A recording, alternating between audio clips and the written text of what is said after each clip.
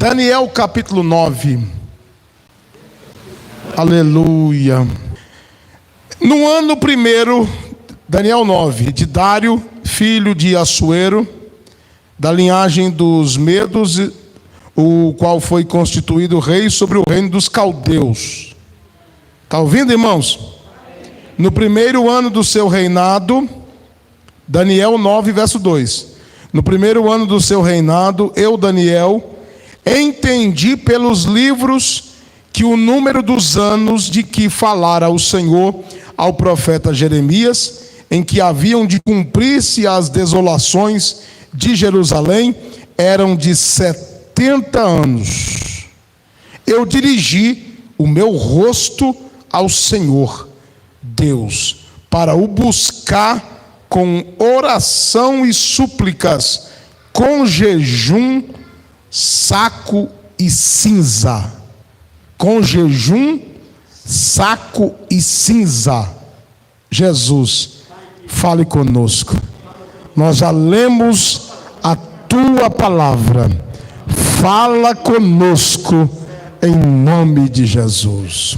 Glória a Deus. Irmãos, pode assentar. Eu posso dizer para vocês uma coisa? Eu sou aquele pastor que eu gosto muito daquele culto avivado. Gosto demais daquele culto assim, onde todo mundo é renovado pelas línguas estranhas. Glória a Deus para todo lado assim. Eu gosto muito. Mas também tem dia para tudo. Tem dia que o culto é um culto de um ensinamento da palavra, em que as pessoas param para ouvir. Parece que quando a gente explica num culto como esse aqui, detalhado a palavra, ela fica mais fixada como martelo batendo no prego. Então vamos lá. Eu não vou prolongar muito, é o meu desejo não prolongar muito, e quero falar de forma audível, que os irmãos consigam entender o que Deus colocou no meu coração. Não é uma revelação grande da palavra, mas é uma revelação de um efeito maravilhoso para a nossa vida.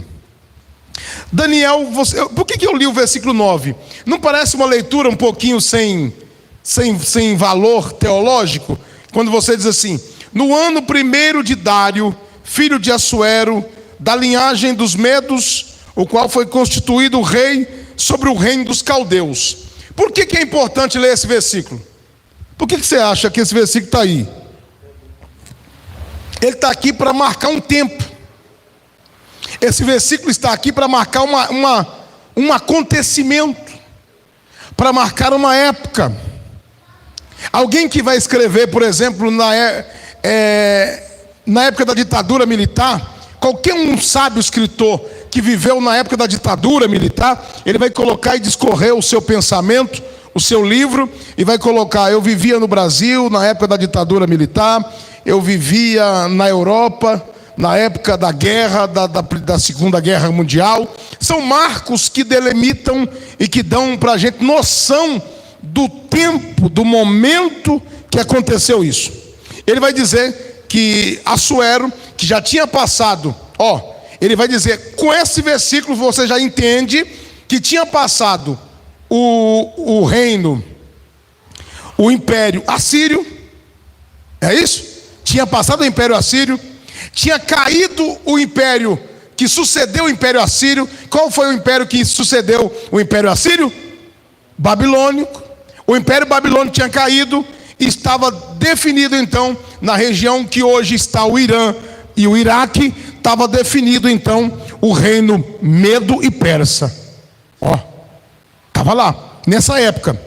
Aí ele vai dizer: no primeiro ano do reinado de Assuero, eu, Daniel, entendi pelos livros que o número dos anos de que falara o Senhor ao profeta Jeremias, em que haviam de cumprir as desolações de Jerusalém, eram de 70 anos. Olha que descoberta que esse homem teve. Irmãos, pensa num homem que viveu tempos de angústia, tempos de luta, tempos de dificuldade. Sabe um rapaz assim, mais ou menos como o jovem ali de 13 anos? Ele foi levado para outro país da sua idade, com 13 anos, 12 anos, 13 anos, 15 anos, adolescente, jovenzinho, sei lá, quase um rapazinho, imagino aí de 20 anos para baixo, mais ou menos aí, a idade pouco nos interessa, era um rapaz novo, teve pouca oportunidade no seu país, e ele é levado para lá, e ele vai estudar, e ele vai ficar agora preso. Tem coisa pior do que você é pego do Brasil, o Brasil quebra. Você tem noção? O Brasil quebrou. Um exemplo.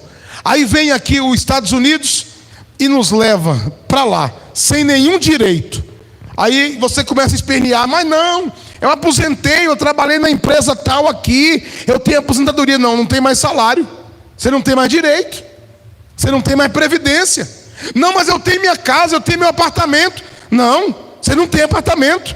A minha família é uma família próspera. Nós temos aqui 50 casas em São Bernardo. Não interessa. O poder político conta muito. Você tem que pedir muito a Deus. Não adianta você ter muita coisa, mas se o poder político não tiver estabelecido na nação, tudo que você tem perde o valor. Vamos falar, para você entender. A Venezuela, irmão Carlos, a Venezuela aqui do nosso lado. O poder de compra dos venezuelanos acabou. Você passa aqui, ó, indo para a região do Golden Park, aqui do Silvina, do Ferrazópolis, você vai ver uma família ali, São Bernardo. Eu sou venezuelano, estou pedindo pão, preciso de uma ajuda, de um trabalho. Isso aqui em São Bernardo. Se você segue para logo ali em São Paulo, você fica pasmado de venezuelanos precisando de uma ajuda, porque o país quebrou. Eles pelo menos conseguiram sair livres. Mas no caso da nação de Israel, a nação foi deturpada, foi destruída, foi queimada a cidade a fogo. Somente aqueles melhores foram levados cativo. E ele viveu toda a sua juventude preso numa luta, desejando voltar para a sua terra, e não podia voltar para a sua terra, desejando, quem sabe, ter uma família, ser casado, quem sabe casar, ter filhos, mas não pôde ser. Até isso foi tirado de Daniel. Ele foi o quê? Um eunuco, alguém que trabalhava para o império babilônico, alguém que foi privado de todas as suas regalias. Você já imaginou, irmão? Trabalhando para o governo de outro país, sem ter direito de ir na sua terra, sem ter direito de ir na sua pátria, e a sua pátria quebrada financeiramente. Mas esse homem agora, ele começa a entender os tempos. Ele dá uma olhadinha no tempo e diz assim: Senhor, será que não está chegando a hora do Senhor nos abençoar?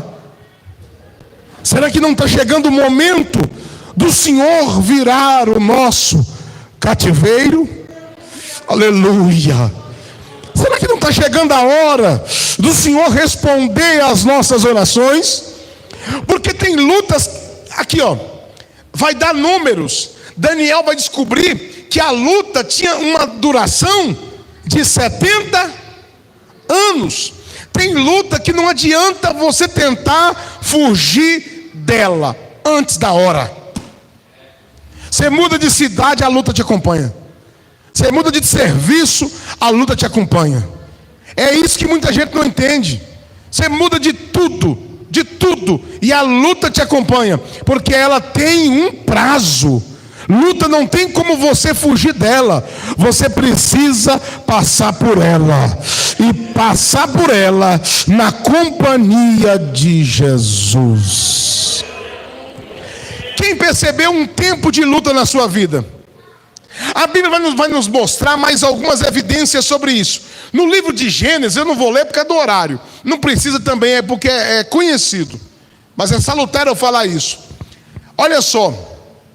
Veio uma época de muita bênção, de muita prosperidade. 7 anos. 7 anos. Capítulo 37, 41 de Gênesis. Vai falar sobre isso. Mas depois vem também 7 anos de muita fome. Podia orar o que quisesse. Podia morrer de orar. Era passar pelos 7 anos. Tinha outro jeito? Não, você não entendeu. Não tinha remédio, irmão. José estava lá, Jacó estava lá, os 12 patriarcas estavam lá. No entanto, a seca estava lá, porque era tempo da seca. Não adianta você andar reclamando, não reclama não. Se é tempo de luta na tua vida, vai em frente. Agora eu vou falar.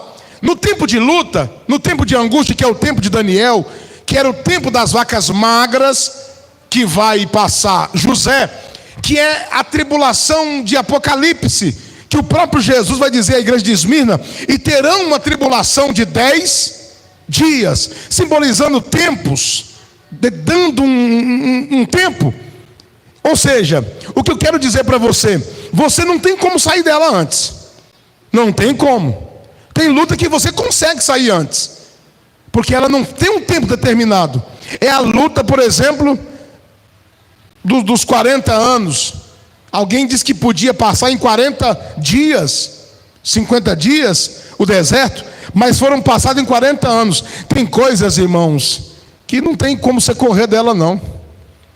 É 40 anos. Já Moisés vai tentar salvar o povo aos 40 anos. Deus diz não. Deus vai ficar mais 40 anos esperando Moisés se preparar. Depois de 40 anos, Deus fala para Moisés.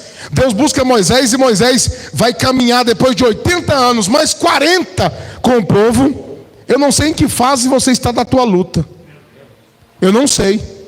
Mas uma coisa eu te digo: não tem como pular essa fase. Não tem como pular a etapa. Agora você pode administrar essa luta. Você pode chamar Safenat Paneia, que ele vai administrar a luta na tua vida.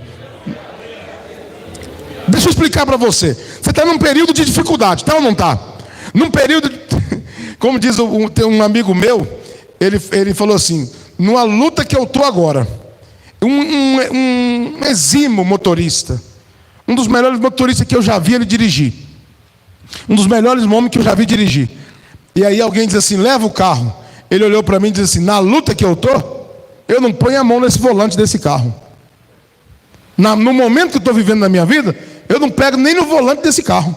Mas falei, era um pastor.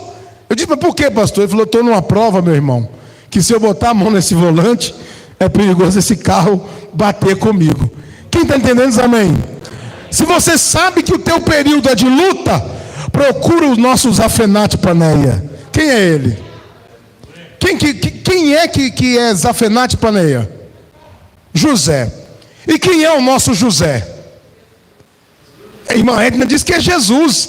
Jesus é o único que pode multiplicar pão. Jesus é o único que tem sempre pão no celeiro, mesmo em tempo de guerra, para nos alimentar. Jesus é quem? O Egito inteiro estava na dependência, inclusive Faraó, de Safenat Paneia.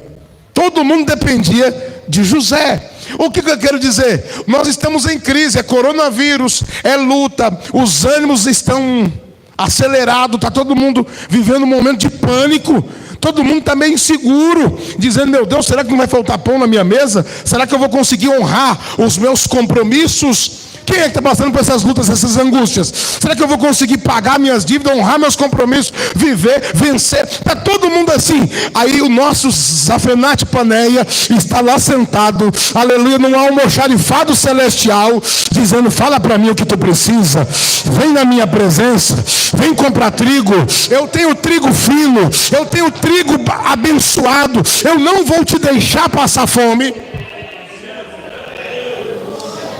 E para a família de Zafenat Paneia, ele convida eles para viver perto dele.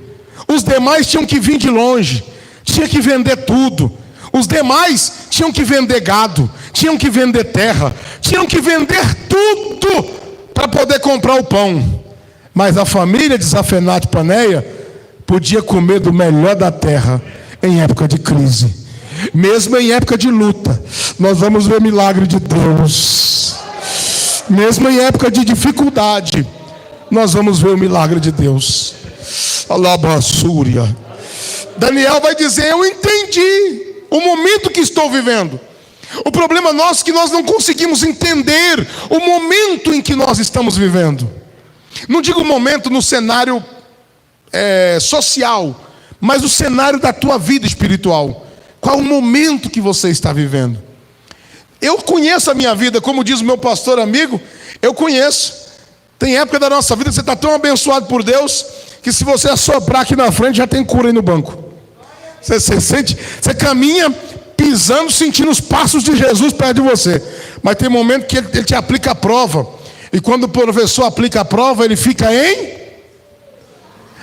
Aí você fala, professor, me ajuda. Lembra da explicação da matéria no dia tal, aonde você estava? Quem já viu o professor falar isso? Lembra da explicação da matéria? Eu expliquei, você estava no celular. Eu expliquei a disciplina, você não ouviu. Ou seja, Deus está dizendo assim, eu te avisei naquele culto. Eu usei meu servo. Eu te avisei que era para você preparar, que viria tempos difíceis, era para você ter reserva, e agora tu não tem reserva, mas o nosso Zafená de Paneia tem reserva por nós, mesmo que nós não temos reserva, mas o nosso Jesus tem reserva, aleluia, para nós, e não vai nos deixar envergonhado nesses tempos difíceis. Não vai nos envergonhar, o Senhor não vai. Fique tranquilo, meu irmão, deixa eu falar isso aqui para você. Você que me ouve na câmara, você que me ouve em casa, você que me ouve aqui em São Bernardo do Campo, Deus não vai te envergonhar. Não vai faltar peixe, não vai faltar pão. O Senhor vai nos sustentar, o Senhor vai nos dar vitória. Ele vai ser o nosso socorro bem presente.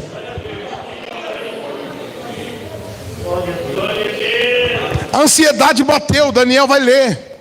Daniel ocupa a sua vida com a leitura, e ele vai descobrir pelas profecias bíblicas que o tempo tinha cumprido, que o tempo tinha passado, que a luta estava passando. Oh, notícia boa para Daniel. Aí Daniel vai orar agora. Eu achei tão bonito quando ele vai orar. Ele vai dizer assim, no verso 4. Ele começa a orar e vai dizer: e orei ao Senhor meu Deus, e confessei, e disse: ah, Senhor, Deus grande e tremendo, que guarda a aliança e a misericórdia para os que te amam e guardam os teus mandamentos. Olha os 5, que bonito. Quem está ouvindo diz amém. Pecamos. Me mostra na Bíblia. Me mostra na Bíblia. Você pregador e teólogo que me escuta aí. Me mostra na Bíblia um pecado de Daniel. Me mostra. Se eu perguntar para você um pecado de Davi, você tem para me apontar. Tem ou não tem? Perguntar uma falha de Abraão, você vai ter falha de Abraão para apontar. Agora me mostre na Bíblia um pecado de Daniel. O próprio Deus vai dar testemunho de Daniel. Ele vai falar sobre a destruição de uma cidade. Ele vai dizer: ainda que tivesse Noé, Daniel e Jó, ele salvaria, a justiça deles salvariam eles, mas mais ninguém. A justiça dos homens era tão tremenda, de Jó, de Daniel, pastor, e de Jó, Daniel e Noé, que eles se salvariam. Não tem um pecado de Daniel registrado na Bíblia. E não é porque a Bíblia quis esconder, não. O Senhor faz questão de não esconder, mesmo de Davi segundo o seu coração. Claro que nós sabemos que todo homem pecou, e destituída foi pelo pecado original. Já nascemos em pecado. Mas diz aqui, ó, olha o que Daniel vai dizer. O assunto aqui era o pecado que levou para o cativeiro. Ele vai dizer: pecamos e cometemos iniquidade, procedemos impiamente e fomos rebeldes, apartando-nos dos teus mandamentos e dos teus juízos. Um dia tem um pastor amigo meu, ele dobrou o joelho e foi pregar numa congregação. E o pastor, muito crente, começou a orar: Senhor, perdoa meus pecados, meu Deus, perdoa minhas falhas, perdoa, meu Deus, minhas fraquezas, meus pecados por palavras, por obras. Então, aí o irmãozinho me chamou: esse é o pastor que vai pregar? O homem está em pecado, rapaz. Oh, Jesus. A mente do ser humano é tão tapada, né, irmão? Daniel está dizendo assim: eu pequei, ó, cometi iniquidade, procedemos com impiedade, fomos rebelde, apartando dos teus mandamentos, não damos ouvido aos teus servos, os profetas. E ele começa a confessar aqui, que em teu nome falaram. E ele começa a confessar os pecados. Olha para cá que eu vou trazer uma revelação da palavra para você. Daniel estava na prova, 70, ele deveria estar hoje já.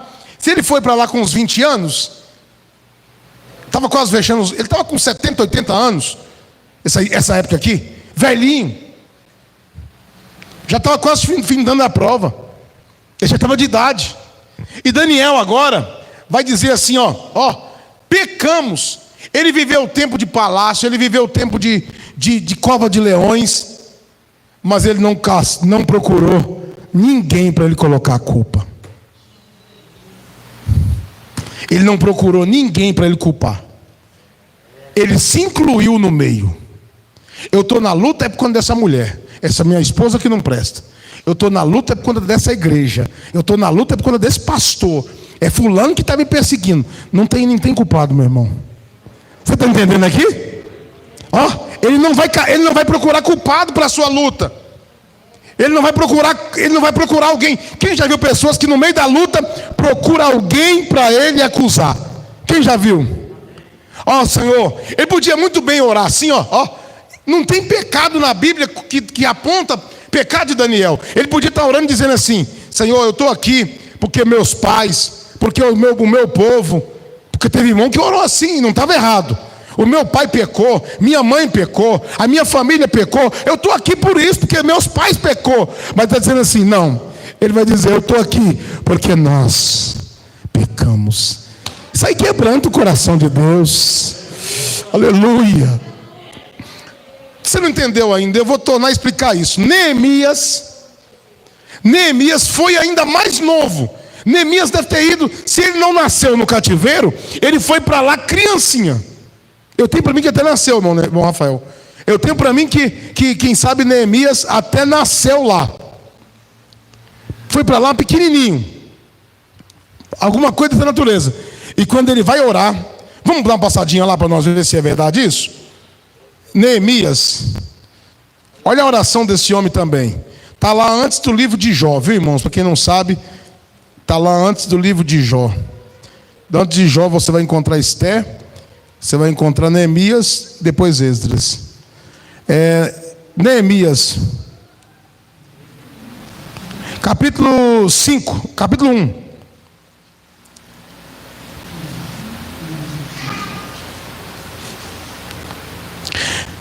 Verso 7. De todo nós corrompemos contra ti, não guardamos os mandamentos, nem os estatutos, nem os juízos que ordenaste. De tudo, Senhor, nós não guardamos, como se ele também tivesse pecado. Sabe por quê, irmão? Quando a igreja peca, todos nós pecamos. Ninguém entendeu. Eu odeio pregador que ele prega em cima do altar como se ele fosse o perfeito, dizendo vocês não vão para o inferno. Já viu o pregador fazer isso? Vocês vão para o inferno, como se ele tivesse já salvo. Neemias vai dizer: pecamos contra o Senhor. Aleluia. Pecamos. A luta de Daniel estava grande, e a luta por conta de alguém que colocou ele nessa luta. No entanto, ele não murmurou, ele não procurou culpado. Ele diz: nós estamos na luta, nós pecamos, mas eu estou entendendo que é tempo de o Senhor perdoar, que é tempo do Senhor fazer uma obra.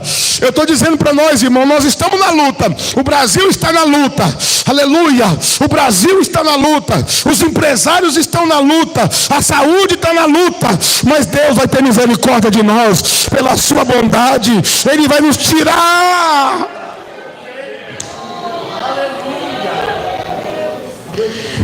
Depois você pode ler em casa todo o capítulo 9, que você vai ficar maravilhado com a oração que ele vai fazer.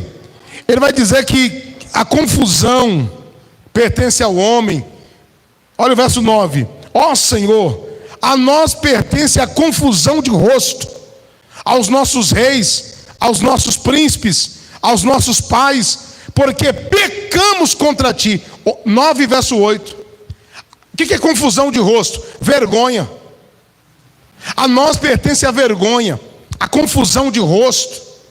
Aí ele vai dizer a nós, a nossos pais, é nós, estamos em falha. Aí tem irmãos que acham que são o último poço de santidade. Acham que é o último.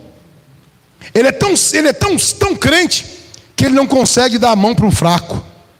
Ele não consegue conversar e nem fazer amizade com quem está na luta espiritual. Ah não, eu não vou nem cumprimentar esse irmão porque ele está meio fraco na fé. Aí Jesus senta com o fariseu. Aí Jesus senta com os saduceus. Aí Jesus senta-se com publicanos.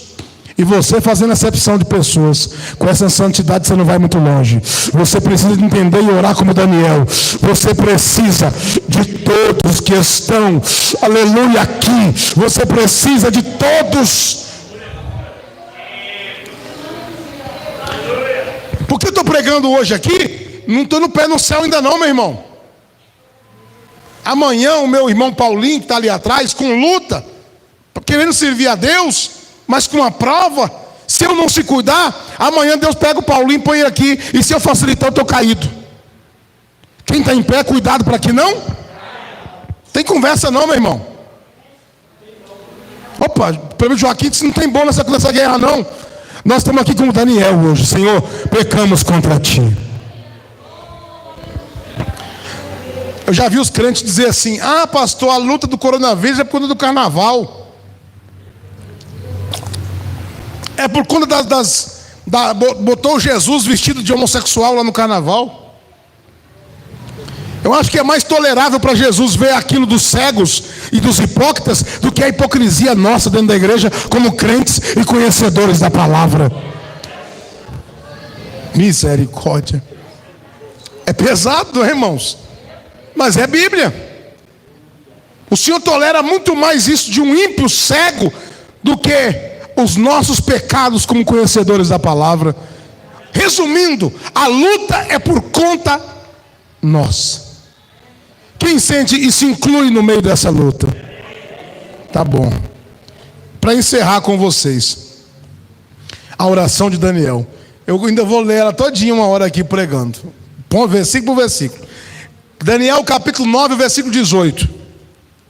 Ele termina de orar dizendo assim: inclina, ó Deus meu, os teus ouvidos e ouve.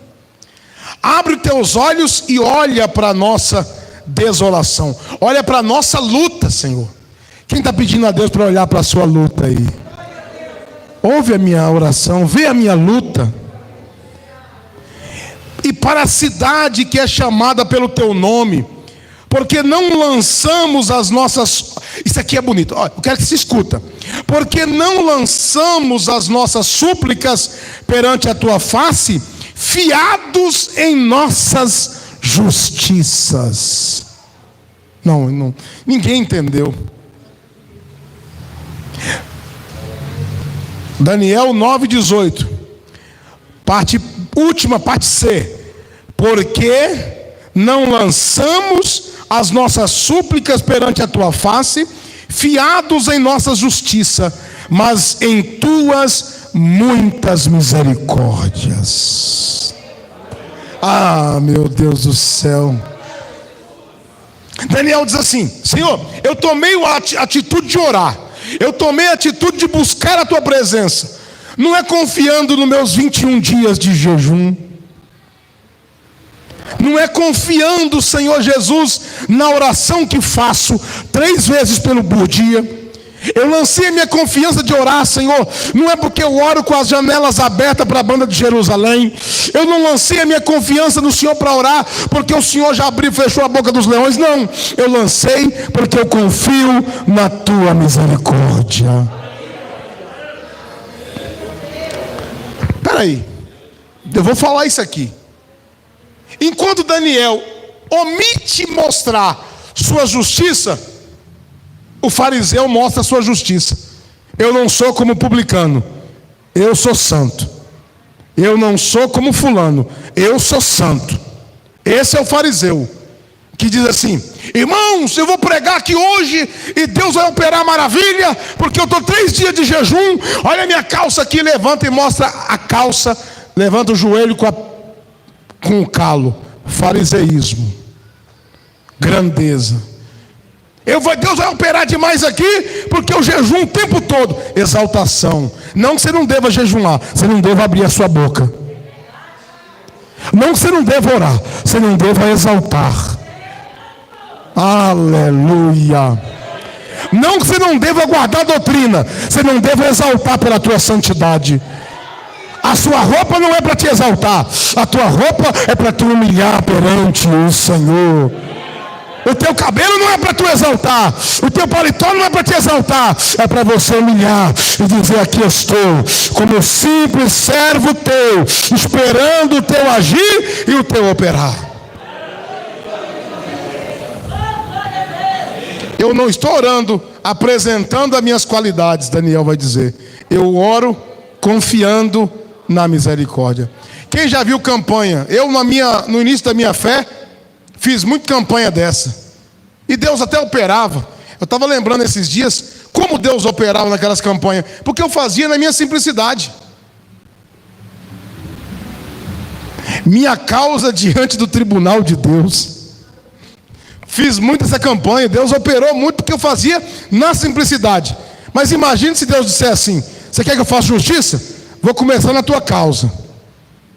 Vou começar pegando as falhas que você cometeu para com outras pessoas.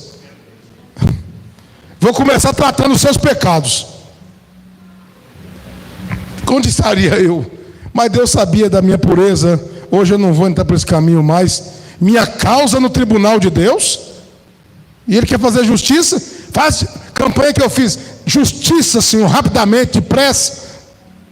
A pessoa, se Deus não entendesse a nossa mente, falar: Jefferson, vou fazer justiça. Todos os pecados que você cometeu, vou riscar fogo em tudo. Nem aqui eu estava. Mas a misericórdia do Senhor é a causa de nós não sermos consumidos. Um homem santo que nem Daniel entendeu isso. Amém? Então está aí, meus amados, olha aqui. E Daniel encerra assim a oração, no 19. Ó Senhor, ouve, ó Senhor, perdoa, ó Senhor, atende-nos e age sem tardar.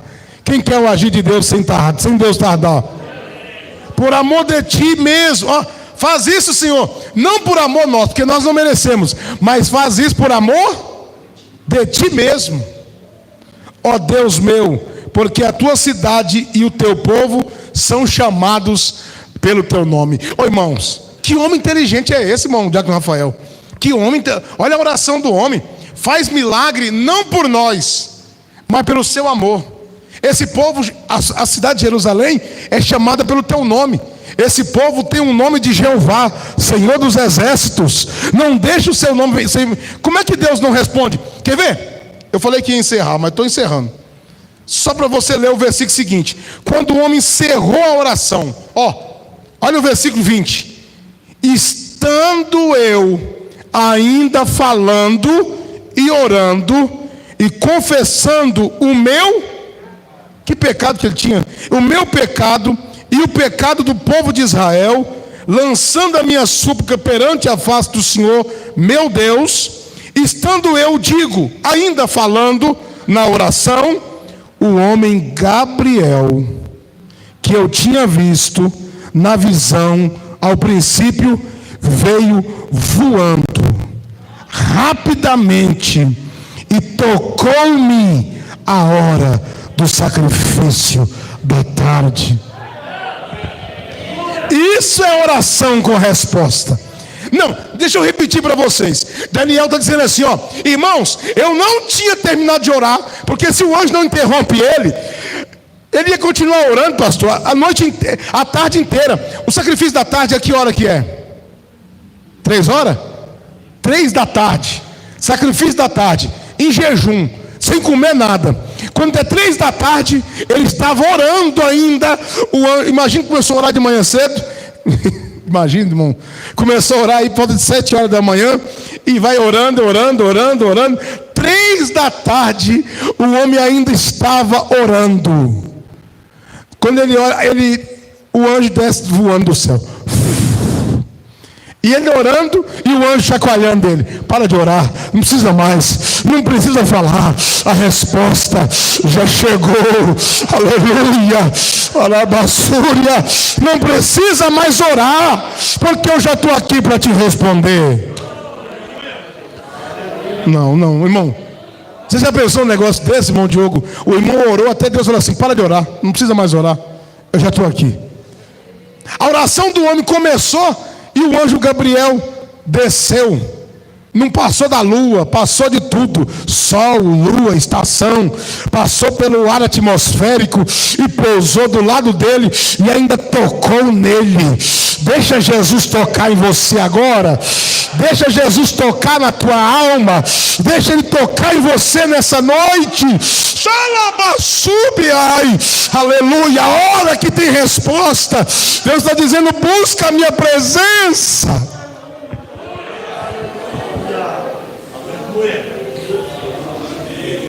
Tem hora que a gente está orando sem força nem para levantar. Quem tem costume de acordar de madrugada e ficar em espírito de oração e orando deitado ali, até o sono voltar de novo, acorda de novo, e a gente fica em espírito de oração pedindo misericórdia. Aleluia. Que Deus tenha compaixão. Que oração é essa, presbítero Pimenta, que o anjo desceu e chacoalhou o homem e disse: para de orar. Experimenta orar até o anjo te tocar. Experimenta orar até Deus te tocar. Não é gostoso? Essa mensagem eu ia pregar lá ontem. Aí Deus colocou para mim Gilmar para pregar. E eu falei: então é para amanhã essa mensagem. E ela ficou aqui, remoendo meu coração. Fica de pé, igreja amada do Senhor. Senhor, eu preguei a tua palavra. Eu preguei a tua mensagem. Eu preguei a tua mensagem. Ah, meu Deus, muito obrigado, Senhor. Muito obrigado. Muito obrigado. Muito obrigado, Senhor. Muito obrigado, Senhor. Eu entendi que a luta passa. Eu entendi que a luta desaparece. Eu entendi que a luta vai embora. E depois da tempestade brilha o sol. Aleluia. Bendito é o teu nome. Em nome de Jesus.